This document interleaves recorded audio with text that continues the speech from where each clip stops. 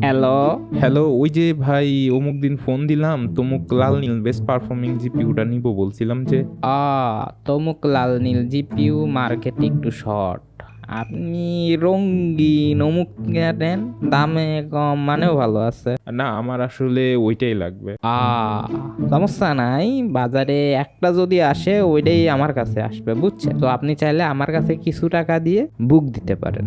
আপনি যদি PC build করতে চান তাহলে এমন প্রবলেম আসলে খুবই কমন, স্পেশালি বাংলাদেশে। তাই আজকের blog is all about PC building and আমরা আজকে একটা পিসি বিল্ড করব যেটার বাজেট ছিল 450K প্লাস অ্যান্ড কিছু ইম্পর্টেন্ট টিপস থাকবে যা পিসি বিল্ড করতে হেল্প করবে। So let's start.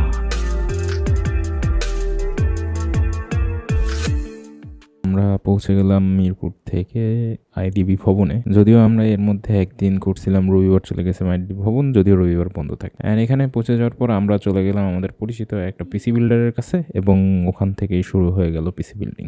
R PC build করার সময় সবচেয়ে কমন কোশ্চেন হলো আমরা বাজেটটা কিভাবে নির্ধারণ করব। সো বাজেট নির্ধারণের ক্ষেত্রে একটা শর্ট টেকনিক, আপনি যদি অফিস ওয়ার্ক করতে চান তাহলে 30K is the good enough for you. And যদি হচ্ছে আপনি হালকা গেমিং করতে চান বাট নট ভেরি খুব হার্ড লেভেলের গ্রাফিক্স ওয়ার্ক না থাকে তাহলে 70K ইজ এনাফ। অ্যান্ড এরপরে যদি থাকে তাহলে 100K এর ভিতরে আপনি গেমিং প্লাস স্ট্রিমিং একটা পিসি পেয়ে যাবেন। এর বাইরেও যদি কিছু থাকে তখন তো আপনার লিমিটলেস হয়ে যাবে।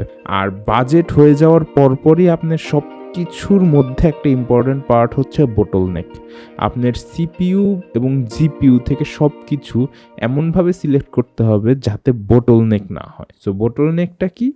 আপনার পিসিতে আপনি একটা গ্রাফিক্স কার্ড নিলেন যেটা অনেক পাওয়ারফুল, কিন্তু আপনার সিপিইউটা সেই পরিমাণ পাওয়ারফুল না।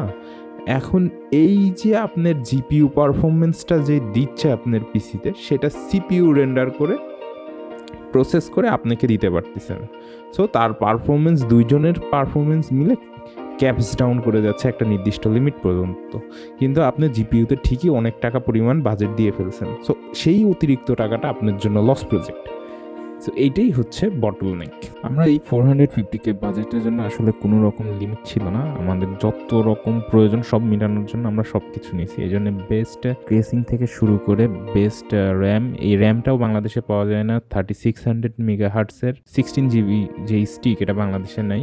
অ্যান্ড GeForce RTX এর আগে থেকে জিপিইউটা ছিল। সো সব কিছু মিলাই এটার টোটাল স্পেসিফিকেশন আপনারা এখন দেখতে পাচ্ছেন স্ক্রিনে। এইখানে স্পেশালভাবে র্যামটা এবং কুগার যেই কেসিংটা দেখতে পাচ্ছেন এটা বিদেশ থেকে নিয়ে আসা হয়েছে। এমনকি যে ক্র্যাকেনের যে কুলারটা, লিকুইড কুলারটাও দেশের বাইরে থেকে নিয়ে আসা হয়েছে। এখান থেকে খালি মাদারবোর্ড অ্যান্ড গ্রাফিক্স কার্ডটাই শুধু বাংলাদেশের, বিকজ অন্য যেগুলো আছে এগুলো তো অল টাইম ক্রাইসিস লেগেই থাকে। So till then, see you guys, have a great day.